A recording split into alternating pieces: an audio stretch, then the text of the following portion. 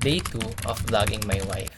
Bago pa kami ikasal o mag-girlfriend at boyfriend pa lang kami, alam na namin ni Clarice kung saan kami nagdi-disagree sa isa't isa at kung saan kami agree sa isa't isa.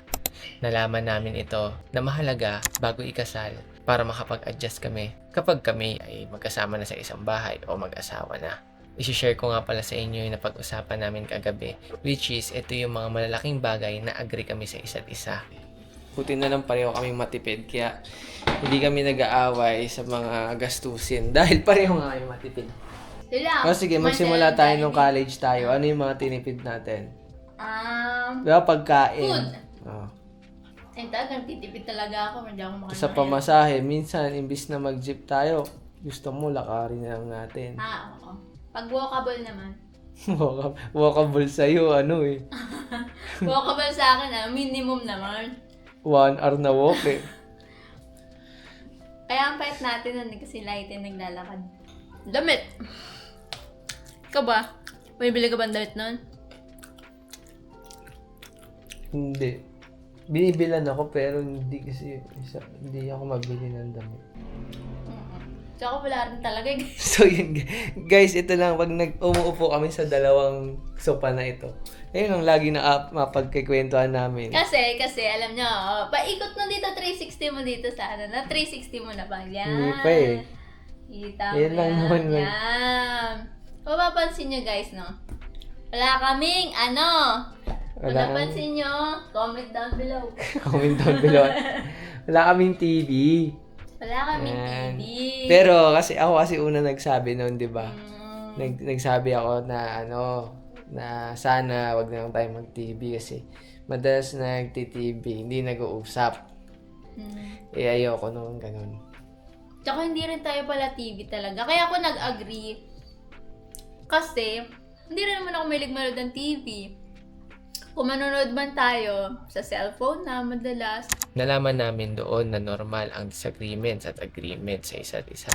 Basta't nagpag-uusapan at nalilinaw at kung may kailangan man i-adjust for the better ng relationship, gagawin namin iyon. Kaya samahan niyo ako sa pangalawang araw ng pagbablog kasama ang aking wife. Good morning guys, day 2. Iwan ko muna tong camera bahay kasi nag-church kami.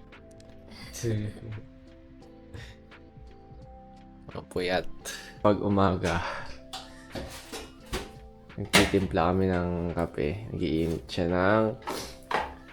Okay. Ayan guys, nakabihis na siya dahil alis na kami. Tara na. Lamig. Hey! Ano? Paalam. Tara na. At pag uwi naman, dala-dala na namin yung mga binili namin. Nagresta kami ng gulay at bumili na rin ng mga extension at ilaw para sa bahay. Pag uwi nga pala namin, napag-isipan na agad na gawin yung ilaw na sira dahil ito yung main light sa kitchen. Isa ring challenge pag bago yung bahay, biglang may nasisirang ilaw, yung mga minor na sira, which is kailangan nyo agad agapan.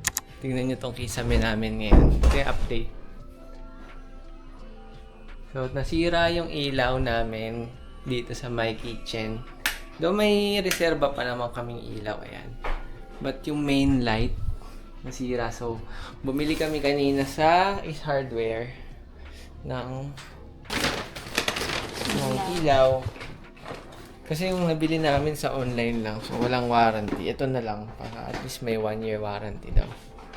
Since maglilipat din kami ng working table sa kwarto, bumili kami ng dalawang ganito, extension. Ano, kakabit ba muna natin yan? Iilaw? Sige.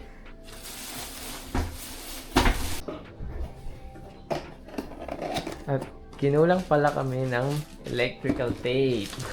Lang kami electrical tape. Baka pwede idikit muna. Yung tsura ng paggaling kami ng church, kung saan nakalagay yung mga sapatos ba. Pero, usually ginagawa namin dyan is kunin natin, then kaya nga kami nag-install ng ganyan, di ba?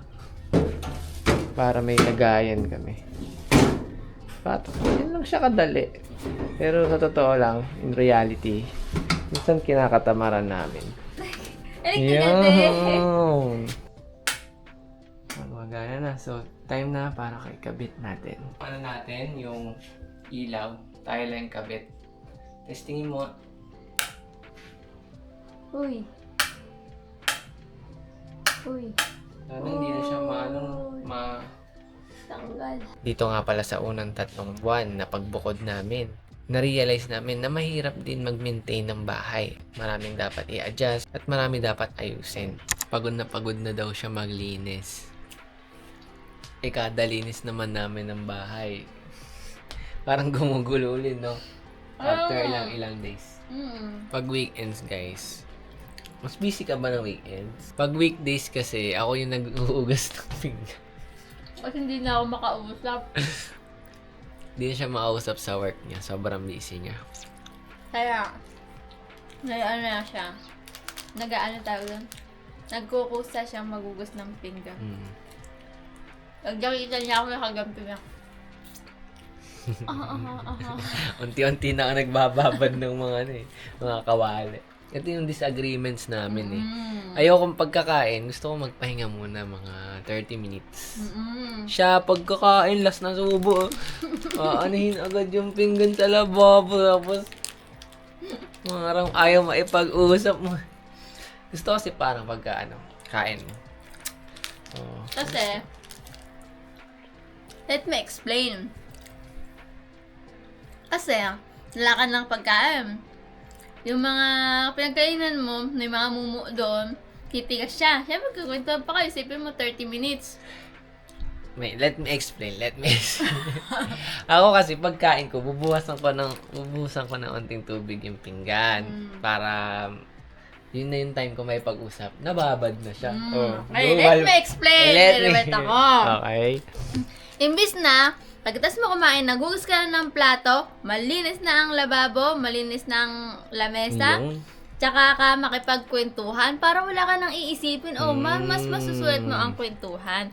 Kaysa, nakikita mo lang may hugasan pa ako, hindi ka na makapagkwento ng full force kasi nakita mo yung mga ligpitin mo, madami pa. Ang babae ganyan. Ewan ko ha, sa lahat, pero ako, pag may nakikita akong mga kalat, di ako mapakali. Unless na ang tagang, di ko na talaga magalaw. Kaya pag may pagkakataon, liligpitin mo talaga. Kaya guys, nag-a-adjust kami sa Sa isa't isa.